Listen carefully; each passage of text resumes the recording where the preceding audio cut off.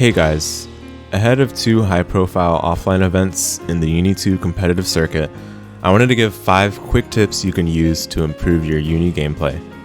Some of these are things that people already incorporate into their gameplay, while others are things that I've noticed over a long period of time from having watched Uni over the years that I think need to be re-explored and revisited, especially in Uni2 and its current meta.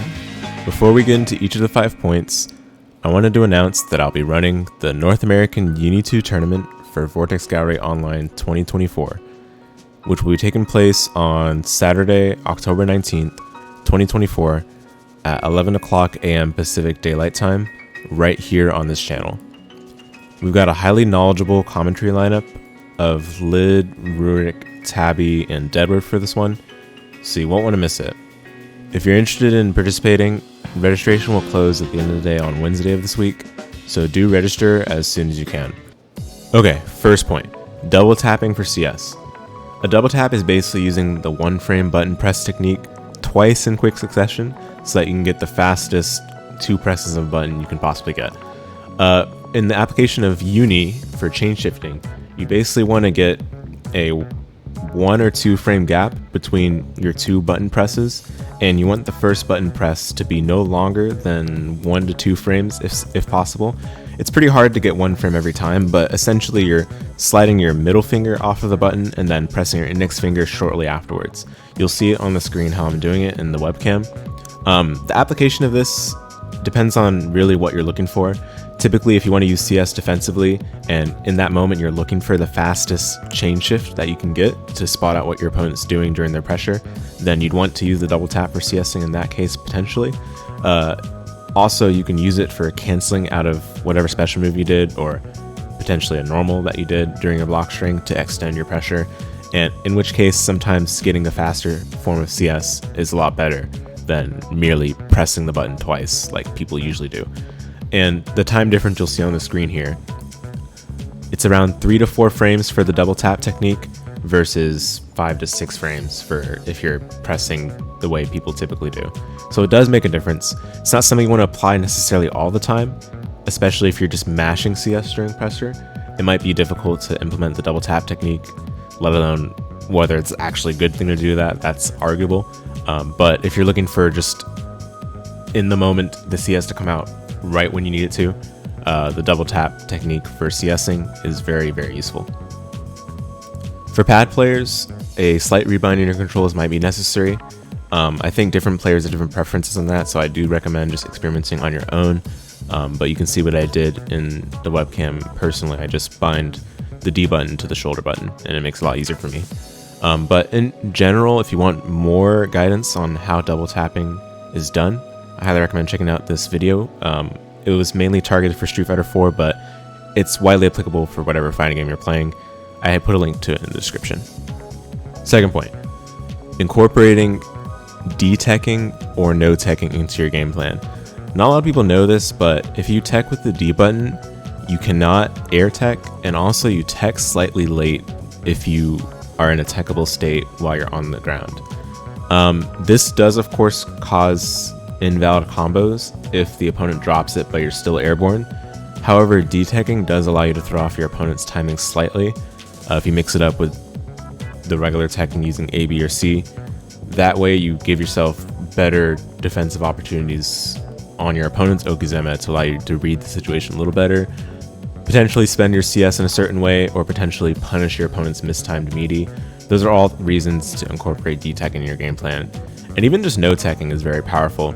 If a cycle's about to come up and the opponent cannot gain grid anymore during the combo they hit you with because it was long enough, or they already lost some grid from using the AB knockdown, then no-teching can actually give you somewhat of an opportunity to maintain your grid lead a bit longer without need to engage with your opponent's block string upon your getting up, or putting yourself at risk by doing a wake up crouch shield or something like that. ここは CS を使って C 月から 2BD がなるほどゲージ 200% 使って置き攻めを重視していく。ここはガードして押せている。さあ位置入れ替えてポノン側が画面端をキープ。さあここ1回投げたく、さあバックジャンプジャンシーからの再びガードをされている CS まで入ってゲージを回収して残ってはいる。さあここでチャンスをつかみたいと言っていたがったので護衛が強かったです。さあここは EX 上圧でしっかりと切り返していくメルカバー。 The third point is using wakeup dashblock. It's a lot simpler than it actually is to implement in a real game, but trust me, waking up with dashblock is one of the most powerful things you can do in Uni while still keeping yourself relatively safe should you be able to execute the wakeup dashblock properly. Because the thing is, if your opponent meaties, then you'll still be able to block as usual as you're getting up. But if the opponent does an attack on your wake up that is slightly off the meaty timing, you'll scoot forward just a little bit during the initial portion of the dash, which will allow you to close some distance between you and your opponent as you're getting up, especially important if you're back facing corner or even if you're mid-screen, while also still maintaining your guard as you're waking up.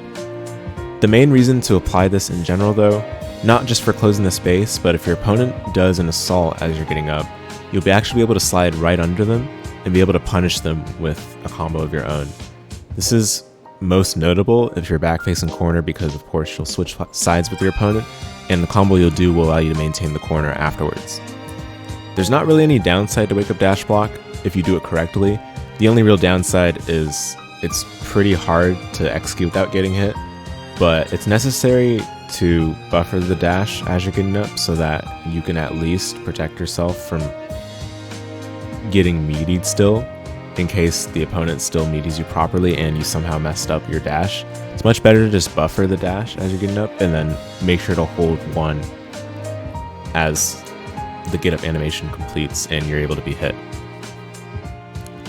Fourth point, and this is a pretty sizable one as far as the length of this video is concerned, at least the scope of this video, and it's guard thrust. Just guard thrusting in general. I don't think a lot of people utilize guard thrust in Uni2, and a lot of the reason for that is just the carriage from previous Uni versions where guard thrust was relatively mediocre and wasn't really worth using, but in Uni2 it's actually really good and highly worth using in a lot of situations. Guard thrust in Uni2 costs 100 meter and the input for is 6 ABC. It can be used in situations where you're looking to either exchange 100 meter because your opponent spent the 100 meters, so you're basically doing a 100 meter trade, but you're getting your turn back or you're getting your opponent off you while looking to play for the cycle thereafter if you're looking to play for in a way that doesn't directly engage with them but maybe give yourself some space in neutral. Or even better, you use guard thrust as an 100 meter expenditure to waste your opponent's CS blockstring extension or just waste the meter they spent for getting in general. This is very common to do against Wagner, where basically she does 2-2C and you do guard thrust slightly afterwards, so that not only do you iframes through the 2-2C, but you've effectively made them waste 100 meter and not even really get much mileage out of the buffs that they tried to place on herself. Now, guard thrust isn't limited to just these situations. You can also use it in an offensive manner where your opponent's back facing corner, but they've got you in a block string.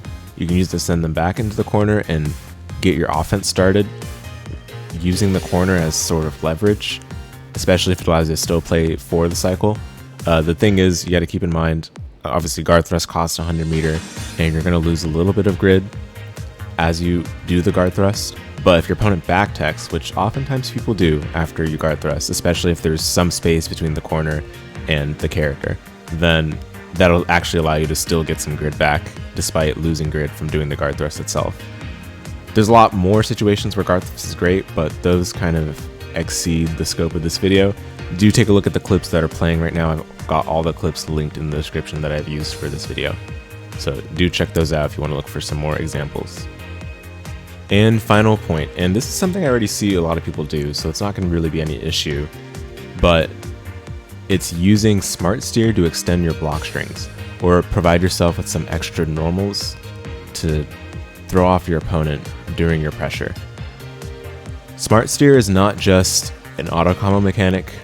I know a lot of people see it that way, but in UNI2 especially, because of the changes to how 5A can be repeated, it's actually a lot easier to incorporate smart steer in your block strings in a very powerful way that can even be delayed slightly to help with making your pressure even harder to deal with. Basically, let's say your Nanase, you use her 5B, and then you go reverse beat into her 5A, but the 5A still connects into their block, right? In that situation, you wouldn't ordinarily be able to use 5B again because you already used it as part of your passing link.